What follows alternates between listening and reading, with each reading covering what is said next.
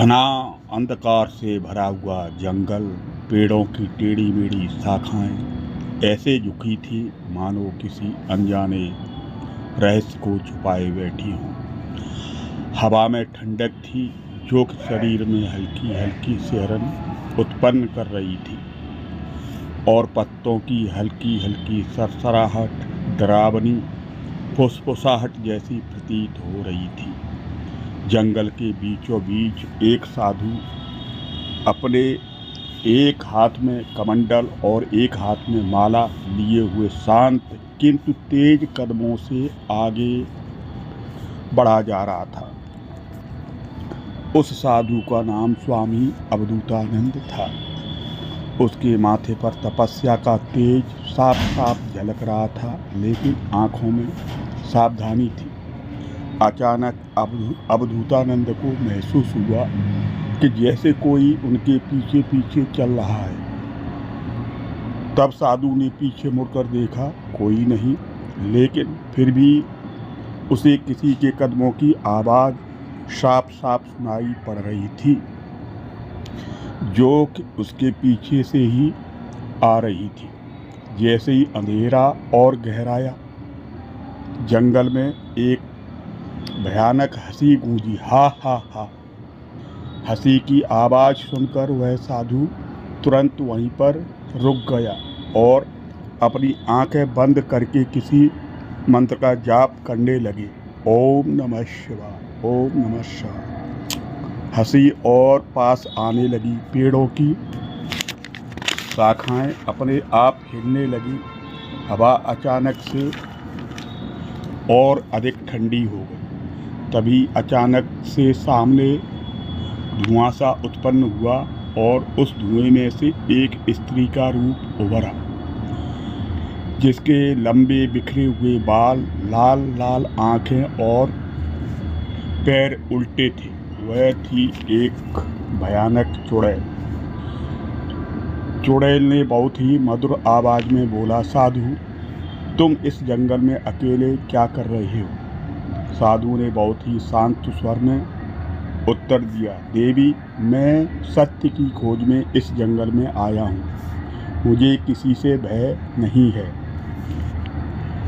चुड़ैल धीरे से मुस्कुराई, पर उसकी मुस्कुराहट में जहर था। साधु से बोली, यह जंगल मेरा है। इस जंगल में कोई भी जीवित नहीं जाता।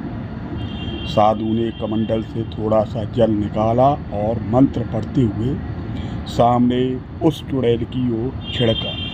चुड़ैल तत्काल पीछे हट गई और चीख उठी। चुड़ैल ने तुरंत अपना रूप बदला। अब वह एक सुंदर युवती के रूप में सामने खड़ी हुई थी। मुझे बचाओ, मैं रास्ता भटक गई हूँ, उसने रोते हुए बहुत ही दुख भरी आवाज़ में कहा। साधु समझ गया यह छल है। उसने आंखें बंद कर ली और ध्यान में बैठ गया। तभी चारों ओर से रोने चिल्लाने की आवाज़ें आने लगी। उसे लगा जैसे सैकड़ों आत्माएं मदद के लिए पुकार रही हों। ध्यान में उसे दृश्य दिखा। इस जंगल में आने वाले कई लोग चुड़ैल के शिकार बन चुके थे। उन सभी की आत्माएं इसी जंगल में कैद हैं। साधु ने प्रण लिया, वह इन आत्माओं को मुक्त करेगा। चुड़ैल ने अपना असली रूप धारण किया। उसके नाखून लंबे हो गए, आंखें आग की तरह लाल लाल चमकने लगी, बड़े बड़े दांत साफ साफ दिखाई देने लगे। तुम मेरी शक्ति को चुनौती दे रहे हो, उसने गर्जना की। साधु ने रुद्राक्ष की माला उठाई और मंत्रोच्चार तेज कर दिया। मंत्रोच्चार के प्रभाव से धरती भी कांपने लगी। तभी चुड़ैल ने एक भ्रम रचा। साधु को लगा वह आग के घेरे में फंस गया है। चारों ओर आग की लपटें उठ रही थी, परंतु उसने मंत्रोच्चार बंद नहीं किया। थोड़ी ही देर में धीरे धीरे आग गायब हो गई। तभी साधु को एहसास हुआ कि चुड़ैल की शक्ति इस जंगल के बीच खड़े एक पुराने बरगद के पेड़ से जुड़ी है। यह बात ज्ञात होने पर साधु उसी दिशा में चल पड़ा जिधर बरगद का पेड़ खड़ा था। यह देखकर चुड़ैल भी चीखती हुई उस साधु का पीछा करने लगी। बरगद के पास पहुंचते ही साधु ने देखा पेड़ की जड़ों में बहुत सारी इंसानी हड्डियां दबी थी। साधु को यह समझने में देर नहीं लगी कि यही हड्डियां इस चुड़ैल की शक्ति का स्रोत है। तभी चुड़ैल प्रकट हुई और बोली, यदि इस पेड़ को छुआ तो तुम्हारी मृत्यु निश्चित है। साधु ने पूरे साहस से मंत्र पढ़ते हुए कमंडल का पवित्र जल पेड़ की जड़ों पर डाला। उसी समय यह भयानक चुड़ैल दर्द से तड़पने लगी। उसकी चीखें पूरे जंगल में गूंजने लगी। जैसे ही बरगद की पेड़ की जड़ों में दबी हुई इंसानी हड्डियों पर कमंडल का मंत्रोच्चारित जल गिरा, वैसे ही एक एक कर धुएं के रूप में आत्माएं प्रकट होने लगी।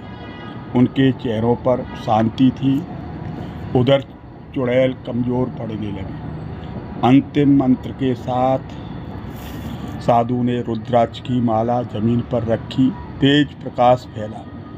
चुड़ैल चीखते हुए धुएं में बदल गई और गायब हो गई। जंगल में पहली बार एक अजीब सी शांति थी।